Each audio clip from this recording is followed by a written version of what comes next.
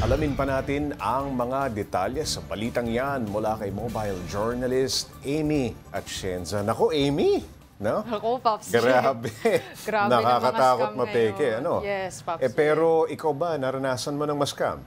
Actually, Pops J, hindi pa. Oo. And fortunate enough naman na hindi pa ako talaga nasa-scam. Pero may mga kilala na ako talaga na ganun ba? na-scam. Oo. Hindi nga lang this time of the year pero all throughout the year may mga nasa-scam talaga. Whether online bank yan or kaya digital wallet, talagang laganap yung pag-scam. Yung halimbawa, yung physical na pera, yung papel, ano yung madalas na peke ang naranasan ng mga kaibigan mo, kakilala mo? Yung isa kong kaibigan, Pops Matataas J, na ano ba? Na, ang let's say, malas 1,000, niya, gano'n? yes, Pops J, ganun malas ba? siya kasi 1K yung Naku, nakuha sa kanya. Tapos napansin na lang din namin, nung pinagtabi namin yon side by side, mas matingkad yung kulay. Kung titingnan mo, mas matingkad yung kulay ng peking 1,000 compared dun sa totoong 1,000. Red Tapos, flag na kagad dun. Uy, yes. matingkad ah. Oo. Pero Pops J, paalala lang din na paalala lang din ng Bangko Sentral yung mga letters kasi dun sa peso bills, ano siya, naka-emboss daw siya. So kapag printed lang siya, Pops J,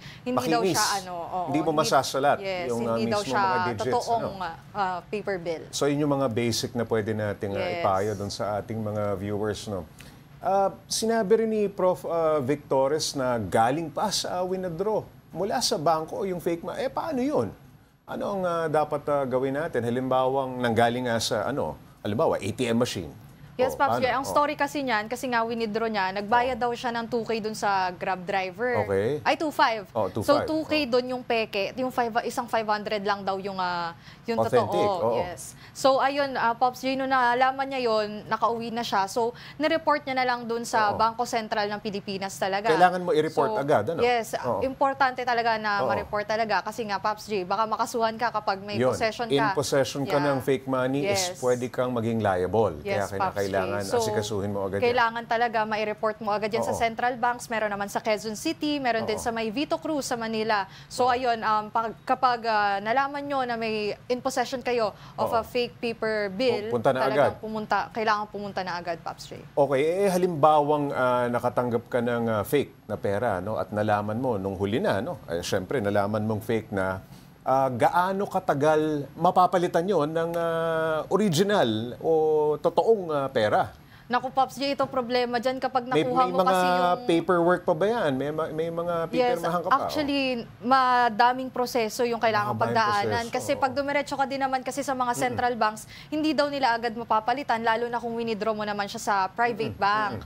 So, Pops J, ang magagawa lang talaga ng central bank o ng Bangko Sentral of the Tanggapin yung report Pilipinas, at kunin. tanggapin yung report, kunin yung pera at gawin siyang ebidensya sa mga fake paper bills na nagkalat. So, Ayun. talagang siguro Aberya abutin tayo talaga. ng buwan Nako, kung titingnan para may saayos lahat kung sakali mang makakuha ka ng fake na paper bill. Amy, isa pa sa laganap ngayon, yung mga text messages na may link na kunwari, nanalo ka ng pera, pero kailangan mong pumunta sa isang site. Paano mo malalaman na isa itong phishing site? Ayon sa datos, actually, Pops J, ang talagang target ng mga ganyang text messages daw, yung mga matatanda na, yung hindi mga tech-savvy na audiences. So, ang pinaka-important... Yung click lang dun sa link. Pops J, yung hindi Balita na nila ko, alam. yung link lang halos mukhang original Mukhang talaga. original at marami talaga nagpapanggap, Pops J, kaya nga uso talaga ang phishing. Pero yun nga, ang kailangan lang talaga gawin ay tingnan kung official site ba siya. Ayun. Kasi lagi daw may disclaimer doon na dash, tapos nandoon yung pangalan ng bangko o kaya ng digital wallet na ina-availan mo. Pwede daw lagi kasi hindi pwedeng click lamang ng click, Baka Yes, mamaya at fake. mas importante, Pops J, na doon na lang daw sa application talaga pumunta kapag kinakailangan mag-withdraw. Kasi yun nga, sinabi din ng eksperto na kausap natin, ng financial advisor, na kapag sobrang dali daw makakuha ng pera, most likely, Magduda scam ka yan. na. Yes. Ayun, mabalik tayo dun sa fake money, yung mga binibigay ng mga ninong at ninang natin. Naku, Suriin Pops J, yung maigi yan. malapit pa namang magpasko. Yung malulutong, na Yes. pera, baka mamaya oh, jackpot na ito. Pero, Ako, pero Pops J, yun tsaka nga. yung mga sa raffle. Baka mamaya, peke yung pinamimigay Ako, sa wag raffle. naman sana, Pops J.